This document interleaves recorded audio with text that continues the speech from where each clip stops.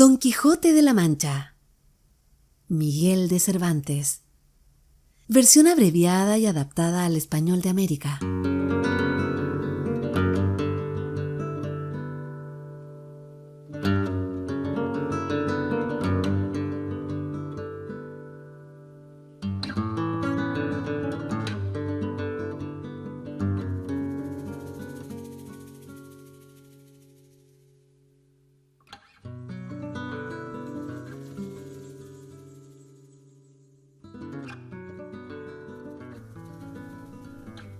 Prólogo.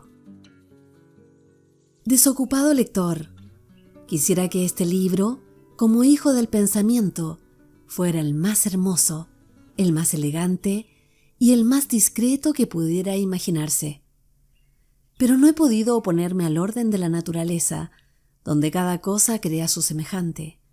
Y así, ¿qué podría crear mi ingenio estéril e inculto más que la historia de un hijo seco, decaído, caprichoso y lleno de ideas extrañas y nunca imaginadas por otro, como aquellas de quien nació en una cárcel donde se encuentra toda la incomodidad y donde habitan los más tristes sonidos? La tranquilidad, el lugar apacible, la calma de los campos, la serenidad de los cielos, el murmurar de las fuentes y la quietud del espíritu son de gran ayuda para que las musas más estériles se muestren fecundas y ofrezcan al mundo nacimientos que lo llenen de maravilla y alegría. Sucede cuando un padre tiene un hijo feo y sin gracia, que el amor que siente por él le pone vendas en los ojos para no ver sus faltas, y prefiere llamarlas astucias y gracias y contarlas a sus amigos como talentos y simpatías. Pero yo, que soy padrastro de Don Quijote, aunque parezco su padre, no quiero hacer como los demás, ni suplicarte con lágrimas en los ojos, querido lector, que perdones o dejes pasar las faltas que veas en mi hijo. Pues no eres ni su amigo ni su pariente, y tienes el alma en el cuerpo y la libertad madura, y ambas en su casa, donde eres el señor y dueño, como el rey de sus riquezas.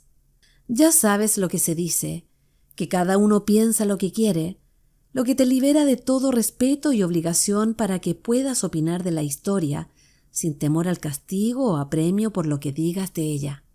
Solo quiero darte esta historia podada y desnuda, sin los adornos que suelen ponerse al principio de los libros.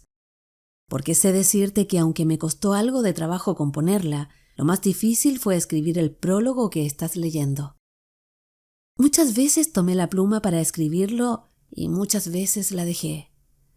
Y una vez, pensando en qué decir, cuando tenía el papel delante, la pluma en la oreja, el codo en el escritorio y la mano en la mejilla, entró inesperadamente un amigo gracioso y muy culto que, al verme tan pensativo, me preguntó la causa de mi ensimismamiento.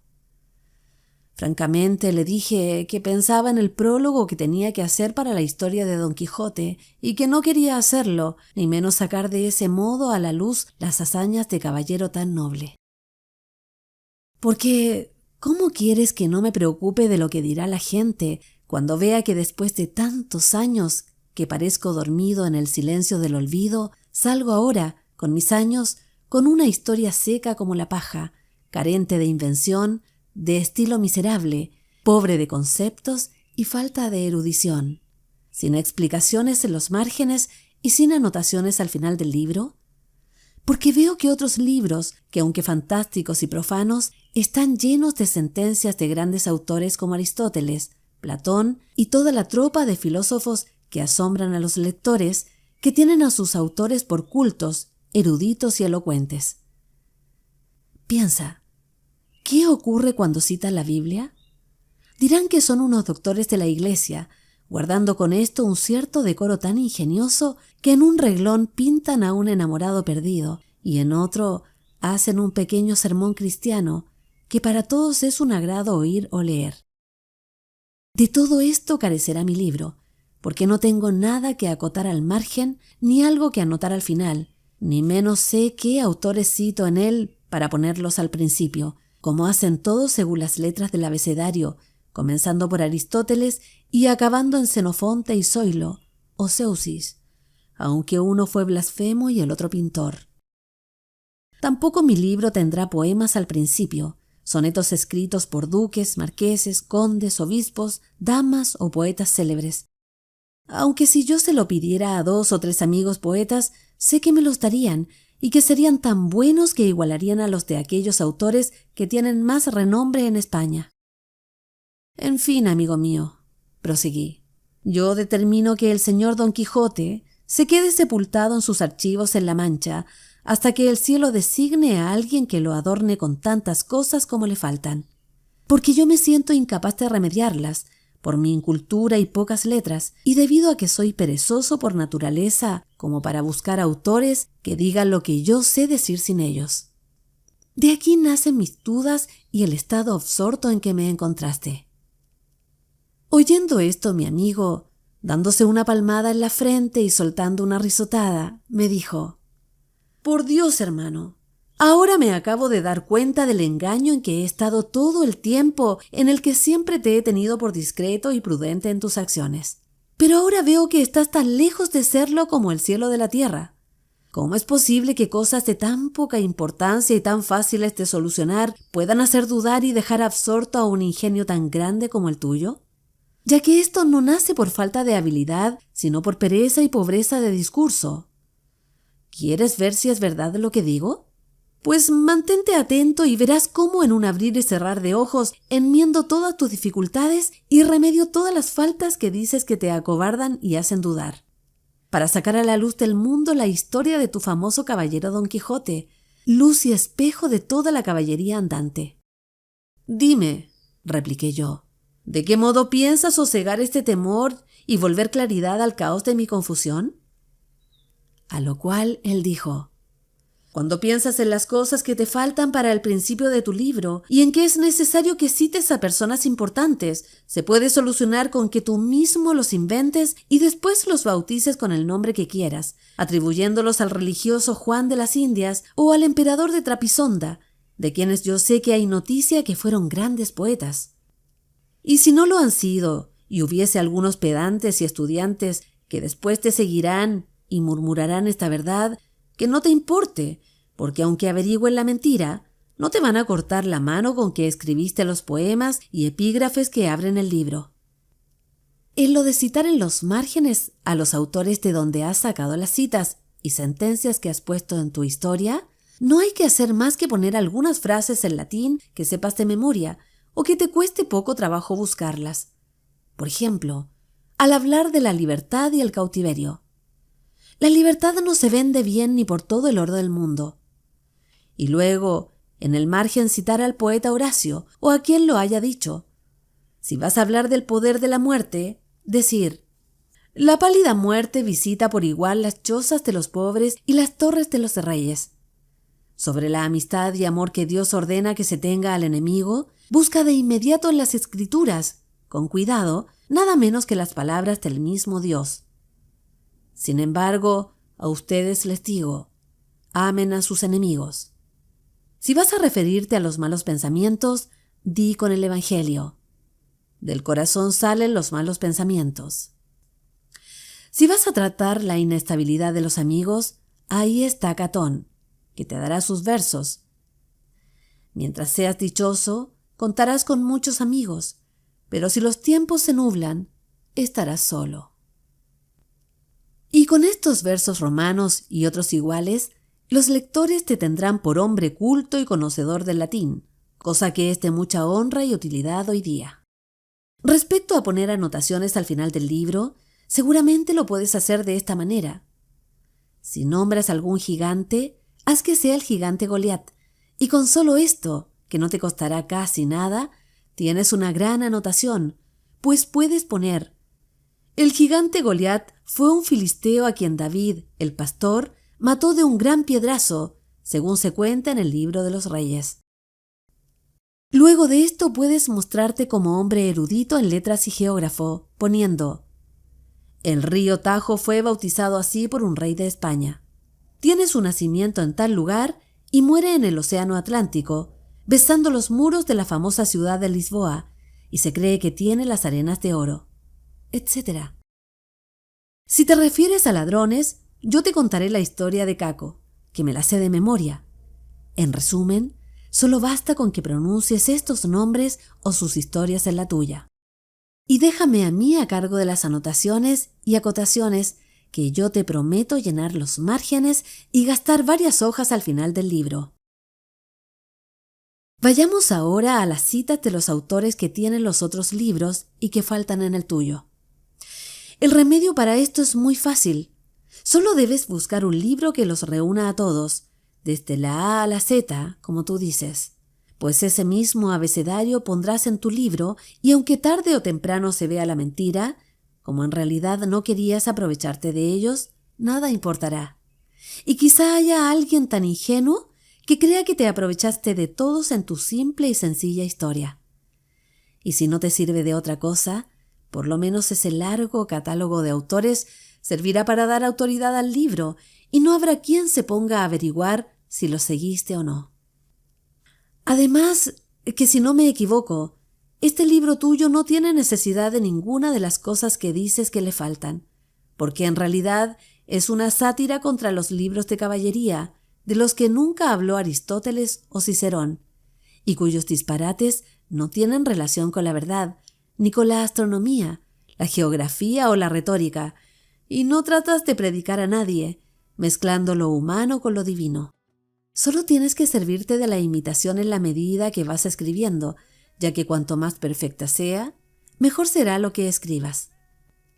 Y dado que tu escritura no busca sino desbaratar la autoridad que tienen en el mundo y entre la gente los libros de caballería, no tienes para qué mendigar sentencias de filósofos, consejos de la Biblia, fábulas de poetas, oraciones de retóricos o milagros de santos, sino procurar que con la simpleza y con palabras significantes, honestas y bien dispuestas, resuene tu discurso fuerte y festivo, pintando todo lo que alcance según tu intención y dando a entender tus conceptos sin enredarlos ni oscurecerlos. Procura también que leyendo tu historia, el melancólico se muera de risa, el risueño aún más, el simple no se aburra, el discreto se admire de la invención y que el grave no la desprecie ni el prudente deje de alabarla. En suma, lleva puesta la mira para derribar la máquina mal formada de esos libros de caballería, aborrecidos por tantos y alabados por muchos más, y si logras alcanzar esto, no habrás alcanzado poco. Con gran silencio escuché lo que mi amigo me decía, y sus razones se imprimieron en mí de tal manera que, sin ponerlas en duda, las aprobé por buenas y con ellas quise hacer este prólogo, en el cual verás, amable lector, la discreción de mi amigo, la buena fortuna que tuve al encontrar tal consejero cuando estaba necesitado, y el alivio tuyo en hallar tan sincera y simple la historia del famoso Don Quijote de la Mancha, de quien se sabe, por todos los habitantes del distrito de Montiel, que fue el enamorado más intachable y el caballero más valiente nunca visto en esos lugares.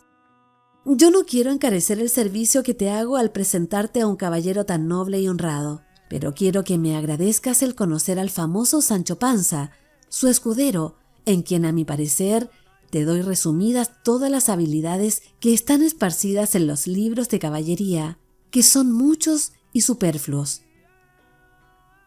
Que Dios te bendiga y no se olvide de mí.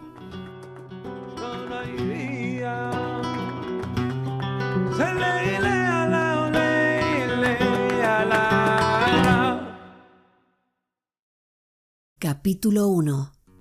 El famoso y valiente Don Quijote de la Mancha. En un lugar de la región de la Mancha, de cuyo nombre no quiero acordarme, no hace mucho tiempo vivía un señor que tenía un caballo flaco y un perro. En su casa se comía algo de carne, fiambres y sobras la mayoría de las noches, huevos con tocino los sábados, lentejas los viernes y ave en ocasiones especiales o domingos. Sus otras posesiones eran un traje oscuro, unos pantalones de terciopelo para las fiestas y un traje más fino que se ponía los fines de semana. En su casa tenía una sirvienta que pasaba de los 40 años y vivía una sobrina que no llegaba a los 20, además de un sirviente para el resto de las tareas. El señor, ya mayor, tenía un cuerpo duro, flaco, rostro filudo y era aficionado a la caza y un gran madrugador. Hay quienes dicen que tenía el apellido Quijada o Quesada, aunque en esto nadie se ha puesto de acuerdo. No obstante, lo más probable es que se llamara Quijana. Pero eso no importa mucho para nuestra historia. Basta que al contarla se diga la pura verdad. Se sabe que este señor pasaba sus días de ocio leyendo libros sobre caballeros medievales con tanto gusto y afición que prácticamente se olvidó de cazar y de los cuidados de su hogar. Su curiosidad y desatino llegaron a tanto que vendió sus tierras para comprar libros de aventuras y caballeros andantes, llevando a su casa todos los que pudo encontrar. Entre esos libros estaban aquellos escritos por el famoso Feliciano de Silva, cuyas aventuras le parecían joyas, en los que encontraba escritas cosas como esta declaración de amor. La razón de la sinrazón que a mi razón se hace, de tal manera mi razón enflaquece, que con razón me quejo de su hermosura. En estas lecturas perdí el juicio este pobre señor, y no dormía tratando de comprenderlas, aunque ni el mismo filósofo griego Aristóteles las entendería si reviviera. Muchas veces tuvo el impulso de tomar pluma y tinta para continuar las historias de estos libros. Sin embargo, lo distraían otros pensamientos. Muchas veces incluso tuvo largas discusiones con el cura del pueblo acerca de quién era el mejor de todos los caballeros andantes, si héroes como Palmerín de Inglaterra o Amadís de Gaula, pero don Nicolás, el barbero, decía que ninguno era tan bueno como el caballero del Febo. Finalmente, se obsesionó tanto en sus lecturas que pasaba días y noches enteras leyendo sin dormir, y así, por mucho leer y poco dormir, perdió el juicio. Se le llenó la cabeza de todo lo que leía en los libros, tanto de hechizos como de aventuras, batallas, desafíos, heridas, elogios, amores, tormentas y locuras imposibles. Se le fijó en la mente que era verdad todo lo que aquel conjunto extraño de fantasías, tanto que para él no había otra historia más cierta en el mundo que las de los valientes caballeros, que de un solo golpe partían un gigante por la mitad. Así es como, con su razón ya perdida, se le ocurrió el pensamiento más extraño que ningún loco concibió jamás en el mundo. Le pareció conveniente y necesario, para el engrandecimiento de su honor y el servicio de su país, hacerse caballero andante. Salir por el mundo con su caballo y armadura en busca de aventuras y ejercitarse en todo lo que había leído que los caballeros andantes hacían, remediando todo tipo de injusticias y enfrentando peligros que le permitirían cobrar renombre y fama eterna. El pobre ya se imaginaba coronado por la fuerza de su espada en el reino de Trapisonda. Imaginado, por cierto. Así, con estos pensamientos, y llevado por el placer extraño que sentía, se dio prisa en realizar lo que tanto deseaba. Lo primero que hizo fue desempolvar una armadura de su bisabuelo, que, cubierta de óxido y enmohecida, estaba colgada y olvidada en un rincón de su casa. La limpió y adornó lo mejor que pudo, pero se dio cuenta que tenía un problema. El casco no estaba completo y le cubría solo la mitad de la cabeza. Sin embargo, decidió arreglarlo con su ingenio, haciendo con cartón la mitad que faltaba, la que encajó con la otra parte, devolviéndole al casco su aspecto original. Para probar que éste era suficientemente fuerte y resistiría una cuchillada, sacó su espada y le dio 2 golpes, aunque bastó el primero para deshacer lo que había hecho en una semana de trabajo. Le preocupaba la facilidad con que lo había despedazado, así que para protegerse de este peligro volvió a hacerlo. Reforzó el casco por dentro con barras de hierro y, sin querer ponerlo de nuevo a prueba, lo calificó como un finísimo casco de caballero medieval. Luego fue a ver a su caballo, y aunque se veía enfermizo y solo era un montón de piel y huesos, le pareció que ni Babieca, el famoso corcel del gran Cid Campeador, se igualaba con su cabalgadura. 4 días le tomó imaginar qué nombre le pondría, porque no era posible que el caballo de un caballero tan famoso y tan bueno como él no tuviese un nombre. Buscaba uno similar al de los caballeros medievales, ya que estaba convencido de que al pasar su dueño de señor a caballero andante, su caballo también debía cambiar de nombre. Así, después de muchos nombres que escribió, borró, quitó, añadió, deshizo y volvió a crear en su mente, terminó por llamarle con el apelativo de Rocinante, que a su parecer era alto, sonoro y significativo, y porque recordaba lo que había sido antes, cuando fue un Rocín. Es decir, Rocinante, que era antes y el primero de todos los Rocines del mundo. Una vez puesto el nombre a su caballo, quiso un nombre para sí mismo. En este pensamiento estuvo otros 8 días hasta que terminó nombrándose como Don Quijote. Pero al acordarse de que otros caballeros valerosos no solo tienen su nombre a secas, sino que añaden su reino y su patria con la finalidad de hacerla famosa, lo completó con el de la región y pasó a llamarse Don Quijote de la Mancha, como todo buen caballero andante. Con todo esto ya listo, se dio cuenta de que solo le faltaba una cosa. Debía buscar una dama de quien enamorarse, porque el caballero andante sin un amor es como un árbol sin hojas y sin fruto, o como un cuerpo sin alma. Y se dijo: si yo, por mis pecados o la buena suerte, me encuentro por ahí con algún gigante y lo derribo de un golpe, o lo parto por la mitad y finalmente lo derroto y obligo a rendirse, ¿no sería bueno tener a quien dedicarle estos triunfos? Alguien que vaya y se hinque de rodillas ante mi dulce amada y le diga con voz humilde: yo, señora, soy el gigante Caraculiambro, amo de la isla Malindrania, a quien venció en combate individual el nunca suficiente alabado caballero Don Quijote de la Mancha, quien me envió a presentarme ante usted para que disponga de mí. Y no sabes cómo se alegró nuestro buen caballero cuando hizo este discurso, y aún más cuando encontró a quien nombrar como su dama. Y es que, según se cree, en un lugar cercano a su pueblo había una joven campesina de gran hermosura, de quien él estuvo enamorado en un tiempo, aunque ella jamás lo supo. Se llamaba Aldonza Lorenzo, y le pareció bien darle a ella el título de señora de sus pensamientos, buscándole un nombre que se acomodara al suyo y se pareciera al de una princesa y gran señora. Entonces la llamó Dulcinea del Toboso, porque ella había nacido en ese pueblo, nombre para él musical, original y significativo, como todos los demás que se había puesto a sí mismo y a sus cosas.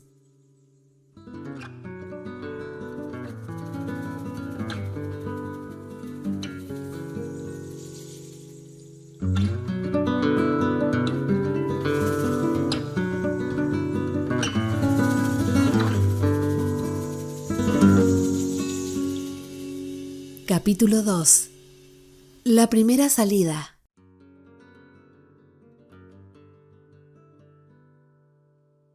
Concluidos los preparativos, Don Quijote no quiso esperar más tiempo para concretar sus planes, por la falta, pensaba él, que hacían sus servicios en el mundo.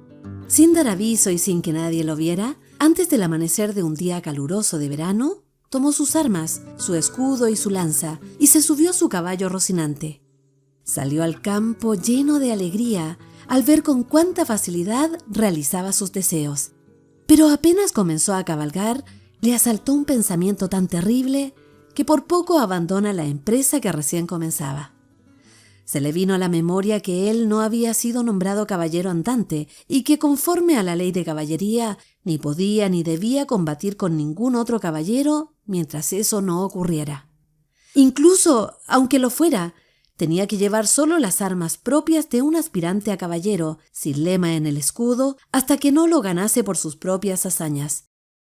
Estos pensamientos le hicieron titubear, pero más pudo su locura que alguna otra razón, y se propuso pedirle al primer caballero con que se topase que lo nombrara como tal, así como muchos otros lo habían hecho, según había leído en los libros. Con estos pensamientos se tranquilizó y prosiguió el camino por donde su caballo lo llevara, pues creía que en el azar estaba la fuerza de las aventuras. Así iba nuestro flamante aventurero, hablando consigo mismo y diciendo: ¿quién puede dudar que en los tiempos por venir, cuando salga a la luz la verdadera historia de mis hazañas, el sabio que cuente mi primera salida lo hará de esta manera? Apenas el dios Apolo había anunciado el comienzo del nuevo día, cubriendo la faz de la ancha y espaciosa tierra con las doradas hebras de sus hermosos cabellos, y apenas los pajarillos de melodiosos cantos habían saludado la llegada de la rosada aurora, cuando el famoso caballero Don Quijote de la Mancha, dejando su mullida cama, subió sobre su famoso caballo Rocinante y comenzó a caminar por el antiguo y conocido campo de la Mancha. Y era cierto que caminaba por esos campos, y añadió: «Dichosa edad y dichoso siglo aquel donde saldrán a la luz mis famosas hazañas, dignas de fundirse en bronce, de esculpirse en mármoles y de pintarse para la memoria del futuro. Oh tú, sabio encantador, quienquiera que seas, escritor de esta singular historia, te ruego que no olvides a mi buen Rocinante, mi compañero eterno en todos mis caminos y carreras». Luego, como si verdaderamente estuviese enamorado, dijo: «Oh, princesa Dulcinea, señora de este corazón aprisionado, me has hecho mucho daño en rechazarme y ordenarme no aparecer ante tu hermosura. Complácete, señora, de recordar con tu corazón a este sujeto, que tantas desventuras padece por tu amor». Con estos pensamientos iba hilvanando otros disparates, todos al modo de lo que sus libros le habían enseñado, imitando su lenguaje en todo lo que podía. Caminaba tan despacio y el sol daba tan fuerte y con tanto calor que podría derretirle los sesos si alguno quedara. Casi todo aquel día caminó sin que ocurriera algo digno de contar, cosa que lo desesperaba, porque quería toparse con alguien para poner a prueba su coraje. Hay autores que dicen que la primera aventura que le sucedió fue la de Puerto Lápice, y otros dicen que fue la de los molinos de viento.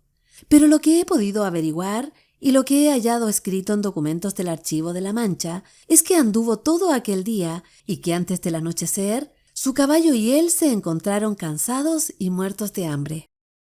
Al mirar a todas partes, por si descubría algún castillo o algún refugio de pastores donde protegerse, Don Quijote vio no lejos del camino una posada a la que se dio prisa en llegar. En la puerta estaban 2 prostitutas jóvenes que iban a Sevilla con unos arrieros, y como a nuestro aventurero todo cuanto pensaba, veía o imaginaba le parecía ser y pasar de la manera en que lo había leído, cuando vio la posada se imaginó que era un castillo con sus 4 torres, con su puente levadizo y un hondo foso, con todas las características con que los pintan.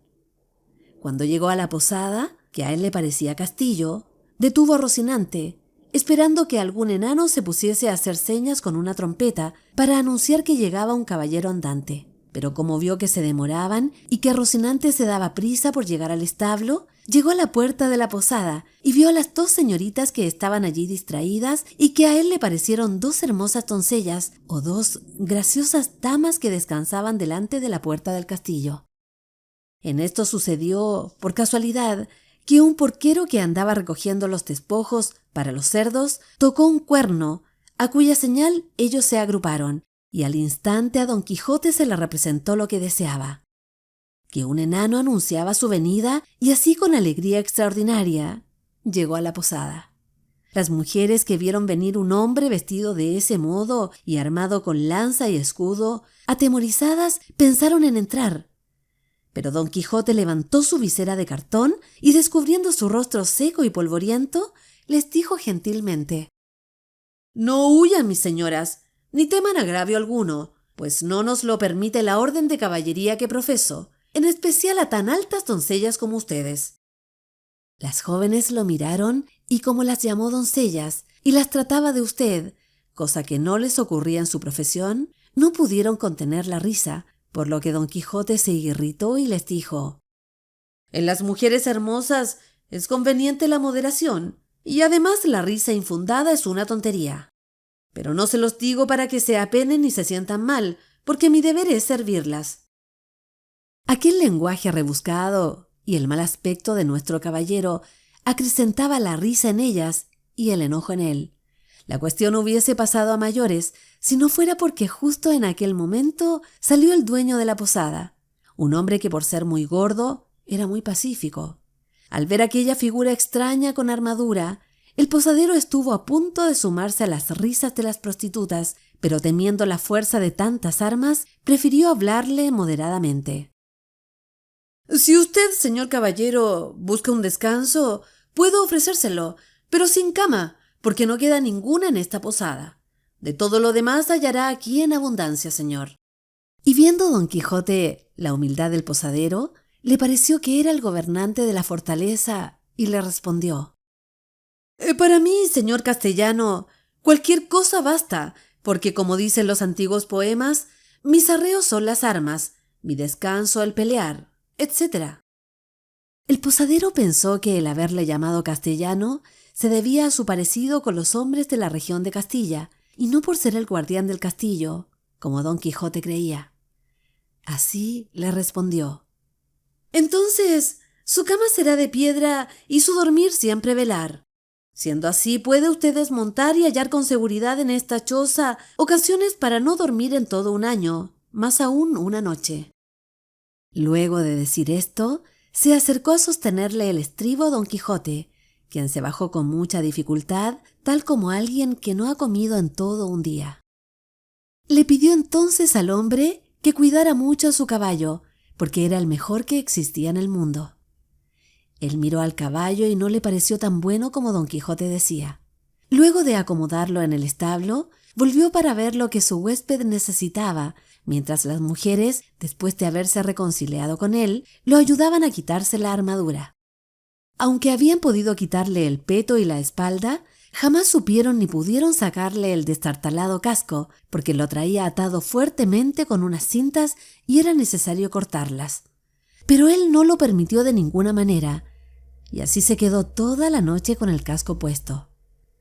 Era la figura más graciosa y extraña que se pudiera pensar, y como él se imaginaba que aquellas mujeres que lo desarmaban eran nobles señoras, les dijo con mucha elegancia, como dice el poema de Lanzarote: Nunca fue un caballero por damas tan bien servido como fue don Quijote cuando vino de su aldea, donde doncellas cuidaban de él y princesas de su corcel, más conocido como Rocinante, que es el nombre de mi caballo, señoras mías, y don Quijote de la Mancha el mío.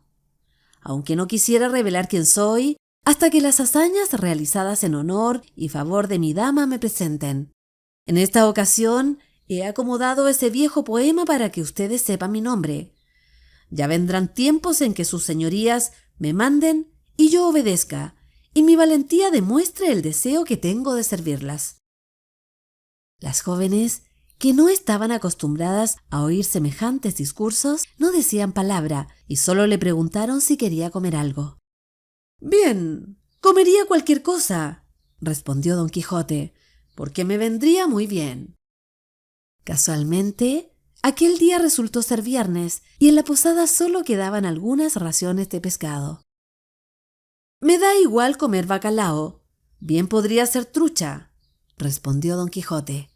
«Sea lo que sea pronto, que el trabajo y peso de las armas no se puede sobrellevar sin el cuidado de las tripas». Buscando un lugar fresco, pusieron la mesa en la puerta de la posada.